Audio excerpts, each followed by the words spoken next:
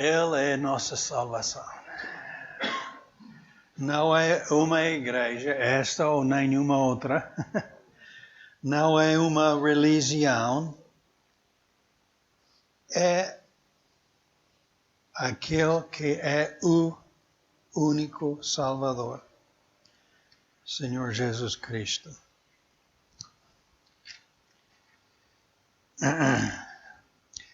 Encontramos as notas.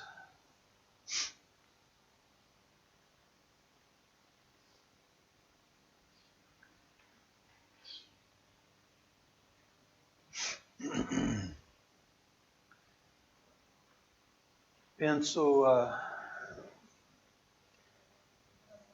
fazer uma série que estou a chamar Vislumbres e Garantias de Deus. Vislumbres e Garantias de Deus. Então, vamos ver várias diferentes maneiras que Deus se tem manifestado e sempre relacionado com aquelas manifestações de Deus. Foi com propósito para garantir. Qual é a palavra? Para fazer garantia. Garantia. Ao que acredita nele. Várias promessas do Senhor. E devemos tentar estar conscientes destes tesouros nossos no Senhor Jesus. Então,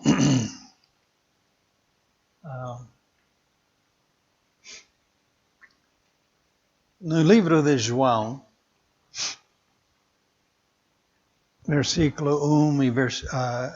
capítulo 1, versículos 8, João escreveu assim: Deus nunca foi visto por alguém. O último cântico, falando do Pai, do Filho e do Espírito Santo. O Pai nunca foi visto. O Espírito Santo tampouco. Mas o Filho é a manifestação de Deus ao homem. Então, Deus nunca foi visto por alguém. O Filho unigênito que está no seio do Pai, este o fez conhecer.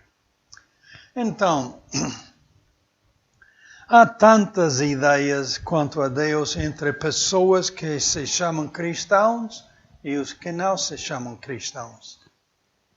Há quem acredita num só Deus, mas não acredita que Jesus é Deus.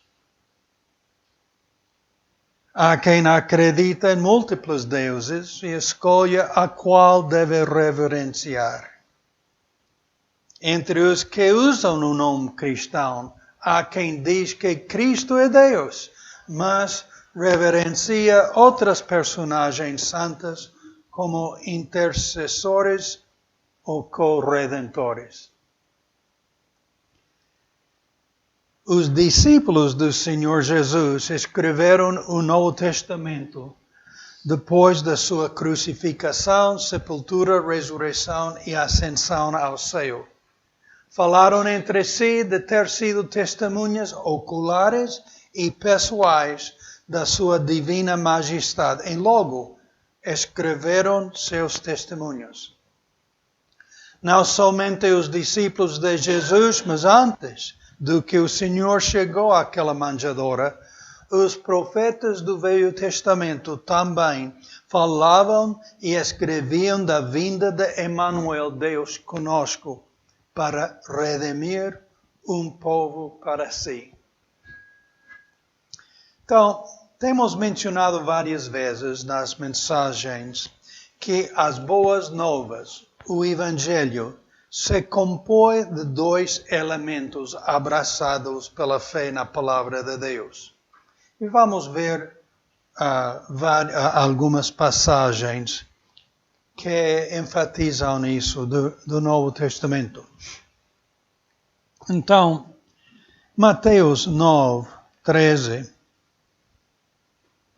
Ide, porém, palavras do Senhor Jesus. Ide, porém, e aprendei o que significa misericórdia quero e não sacrifício. Porque eu não vim para chamar os justos, mas os pecadores ao arrependimento. Lucas 24, parte de uma das passagens da Grande Comissão. Jesus a falar.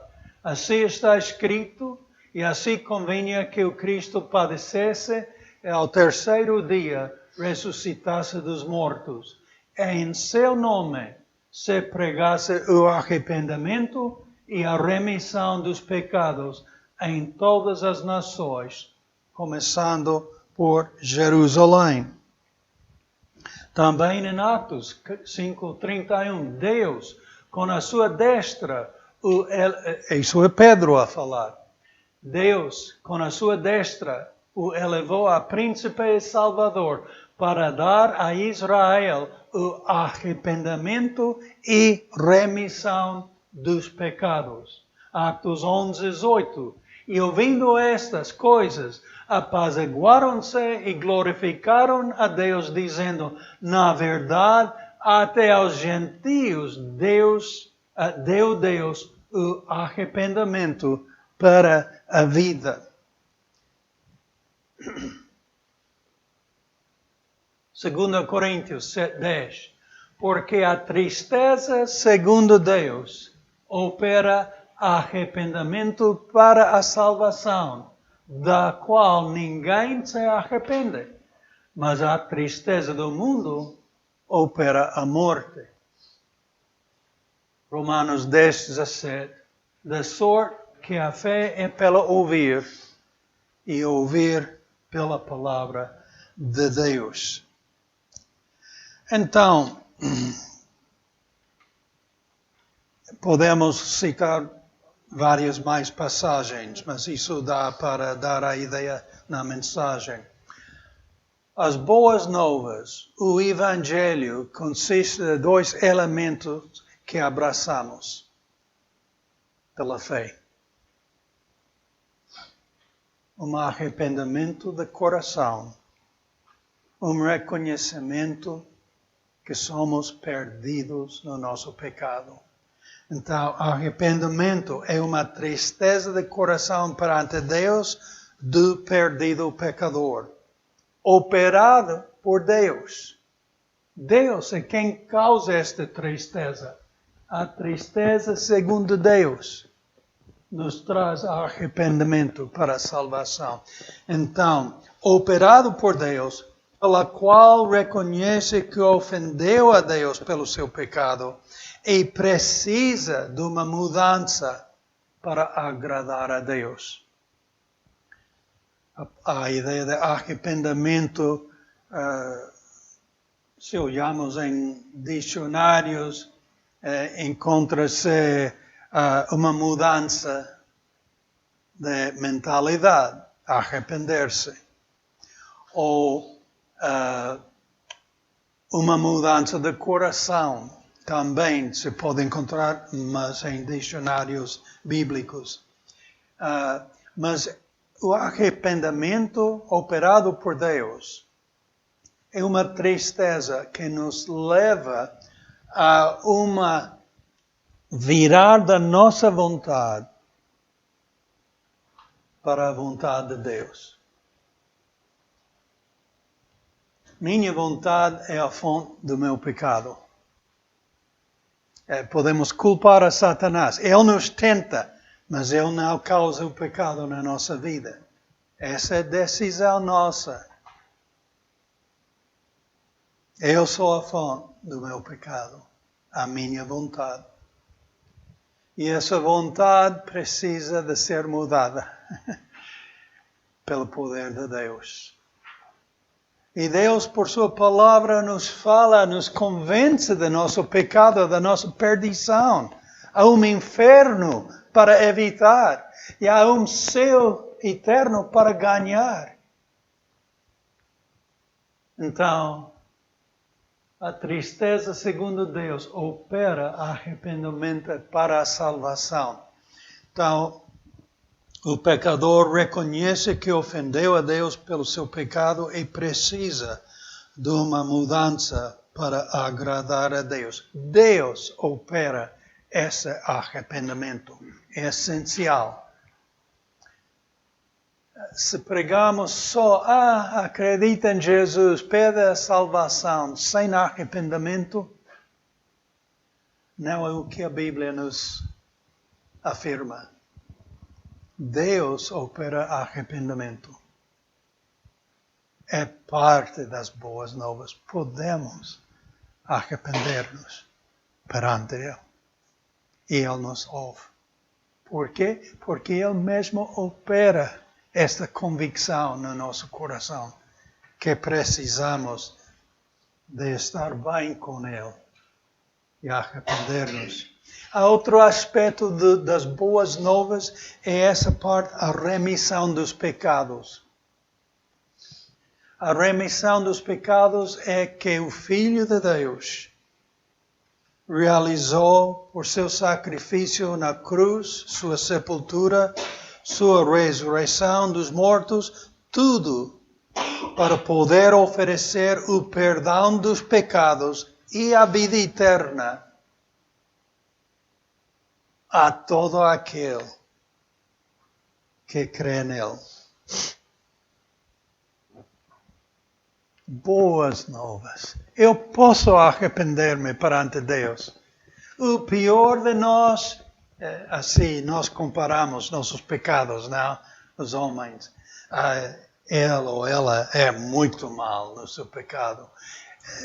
Eu tenho um bocado de pecado. Eu não sou tão pecador como aquele. Assim não é perante Deus. Pecador é pecador. Temos ofendido a Deus por não obedecê-lo. E todos, com o pior ou, na nossa mente, o menor dos pecados, perante Deus é igual. E todos precisamos arrepender-nos. Todos precisamos abraçar pela fé a pessoa e obra de Jesus Cristo, o Filho de Deus, que veio por este só propósito, a redimir-nos do nosso pecado.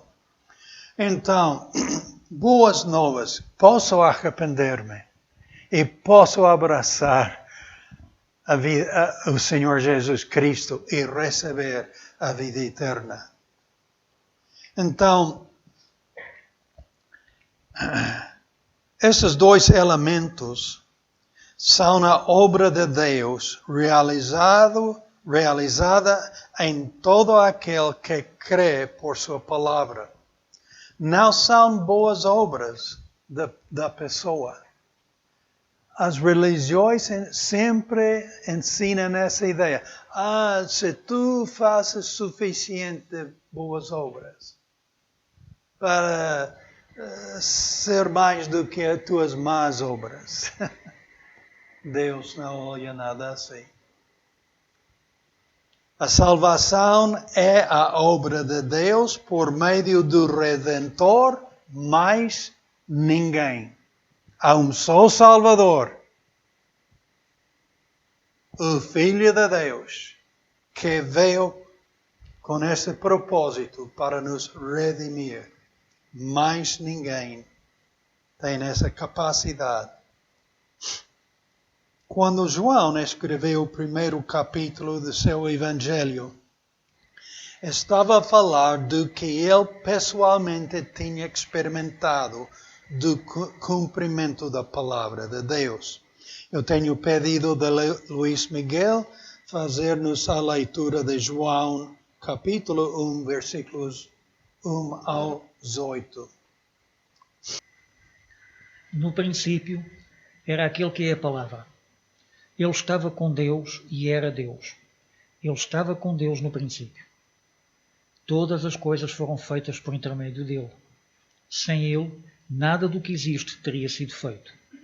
Nele estava a vida, e esta era a luz dos homens. A luz brilha nas trevas, e as trevas não a derrotaram. Surgiu um homem enviado por Deus chamado João. Ele veio como testemunha para testificar acerca da luz, a fim de que por meio dele todos os homens crescem. Ele próprio não era a luz, mas veio como testemunha da luz. Estava chegando ao mundo a verdadeira luz que ilumina todos os homens. Aquele que é a palavra estava no mundo, e o mundo foi feito por intermédio dele, mas o mundo não o reconheceu. Veio para o que era seu, mas os seus não o receberam. Contudo, aos que o receberam, aos que creram em seu nome, deu-lhes o direito de se tornarem filhos de Deus, os quais não nasceram por descendência natural, nem pela vontade da carne, nem pela vontade de algum homem, mas nasceram de Deus. Aquele que é a palavra tornou-se carne e viveu entre nós.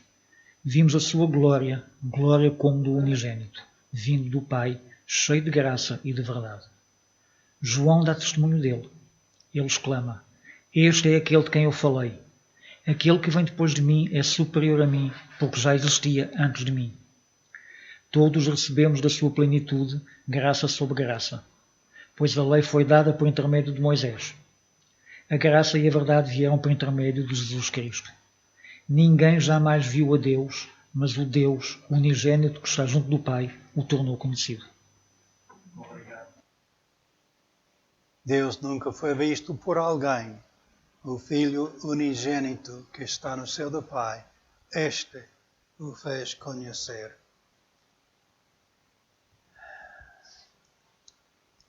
Também pedi a Elioanai que nos lesse da 2 de Pedro, capítulo 1, versículos 16 ao 21. 2 de Pedro, capítulo 1, versículos 16 ao 21. Porque nós vos fizemos saber a virtude da vida do nosso Senhor Jesus Cristo seguindo fábulas artificialmente compostas. Mas nós mesmos vimos a sua majestade, porquanto ele recebeu de seu Pai honra e glória, quando a magnífica glória lhe foi dirigida a seguinte voz: Este é o meu Filho amado, em que me tenho comprazido. E ouvimos esta voz dirigida do céu, estando nós com ele no Monte Santo. E temos muito firme a palavra dos profetas, a qual bem faceis em estar atentos como a uma luz que alumia um lugar escuro, até que o dia esclareça e a estrela da alva apareça nos vossos corações, sabendo primeiramente isto, que nenhuma profecia da Escritura é de particular interpretação, porque a profecia nunca foi produzida por vontade do homem algum, mas os homens santos de Deus falaram inspirados pelo Espírito Santo. Muito obrigado. Então, segundo a palavra de Deus, Jesus é Deus conosco, na pessoa do seu Filho, que veio para pagar a dívida do nosso pecado. Ele cumpriu a obra da redenção e Ele oferece a todo aquele que crê nele o perdão de todo o pecado e a vida eterna na presença de Deus. 1 de João, capítulo 5, tenho essa passagem para pensar. Se recebemos o testemunho dos homens, o testemunho de Deus é maior, porque o testemunho de Deus é este, que de seu Filho testificou. Quem crê no Filho de Deus, em si mesmo tem o testemunho. Quem em Deus não crê, mentiroso o fez, porquanto não creu no testemunho que Deus de seu Filho deu. E o testemunho é este, que Deus nos deu a vida eterna. E esta vida está em seu Filho. Quem tem o Filho, tem a vida. Quem não tem o Filho de Deus, não tem a vida. Estas coisas vos escrevi para que saibais que tendes a vida eterna e para que creiais no nome do Filho de Deus. Tens ouvido de alguém dizer, mas oxalá chega a céu. Ou ninguém pode saber se são salvos ou não. Não sabem se vão ir a céu ou não. Eu tenho ouvido através dos anos várias respostas assim, muitas vezes. O religioso não repousa na palavra de Deus. Repousa em ideias religiosas. Mas a palavra de Deus nos dá garantia divina.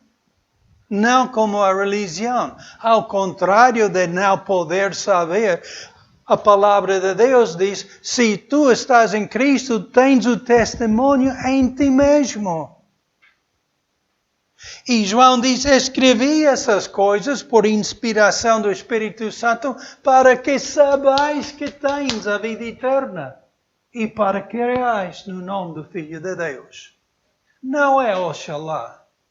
Não é talvez a mensagem do Evangelho. São boas novas que podemos saber, podemos abraçar pela fé no Filho de Deus e saber que Ele nos tem salvado. Que temos seu perdão, o perdão de Deus. Que temos o que Ele oferece, a vida eterna. Aquela passagem de Tito 1:2 diz, em esperança da vida eterna, a qual Deus, que não pode mentir, prometeu antes do início dos séculos. Deus é o autor da salvação. Deus veio, encarnou-se e pagou nossa dívida naquela cruz. Mas não ficou lá. Ressuscitou dos mortos, conquistou a penalidade do pecado, a morte. Não só para si, mas para nós também. Vive hoje e promete todo o que vem a mim. Em arrependimento e fé. Tem a vida eterna. Estará comigo no paraíso. Estará comigo no céu. Eu vou preparar-vos lugar. E voltarei para vós. Não é oxalá. Este mundo não é meu lar. Temos casa, temos compartilhado 16, 17 anos lá nos Fortios. Aqui é nosso lar. Mas vou deixar isso. Ou se o Senhor vem no arrebatamento, só aquela trombeta de Deus e nos vamos, ou se eu faleço.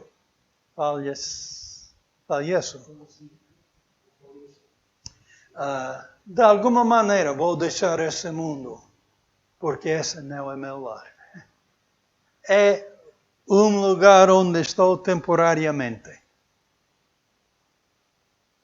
O mais precioso, o mais real, o eterno, nos espera. E Cristo quer que estejamos com Ele.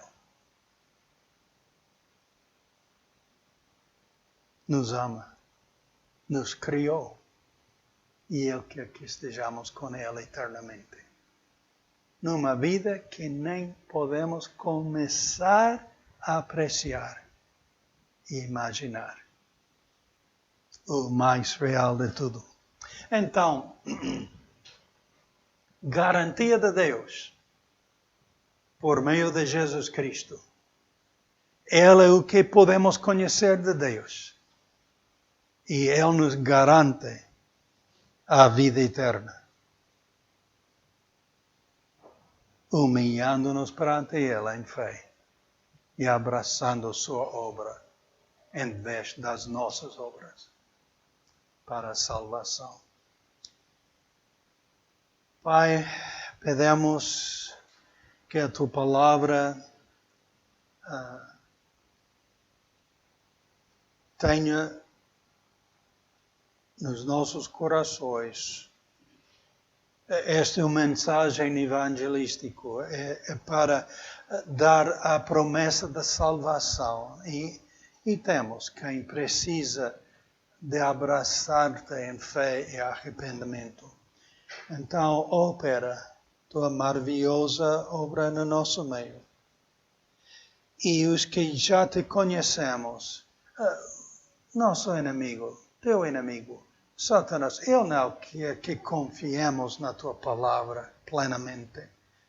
Ele não quer que tenhamos aquela confiança que já te pertencemos, que o céu é nosso pela obra de Cristo e que este mundo é passageiro. Não, Ele quer que tudo seja focado neste mundo e tudo menos a tua palavra. Como cristão, ajuda-nos a olhar para ti, colocar nosso foco em ti e na tua palavra e esperar nela, dia a dia, momento a momento. E para aqueles que ainda não te conhecem, ó Senhor, traz a convicção no seu coração da sua necessidade de Cristo. Enquanto continuamos em oração e cabeças inclinadas, alguém diria só por levantar a mão e baixá-lo, eu preciso, eu não sou salvo, eu quero conhecer a Jesus, eu quero essa salvação que Ele oferece. Há alguém que diria só levantar a mão e baixá-lo? Alguém? Ok. Pai, Tu és Deus e a obra da salvação é a Tua. Cumpre entre nós a Tua vontade e exalta o nome de Teu Filho. Em Seu nome Te agradecemos e pedimos. E mais uma vez, as muitas necessidades dos irmãos, destas famílias,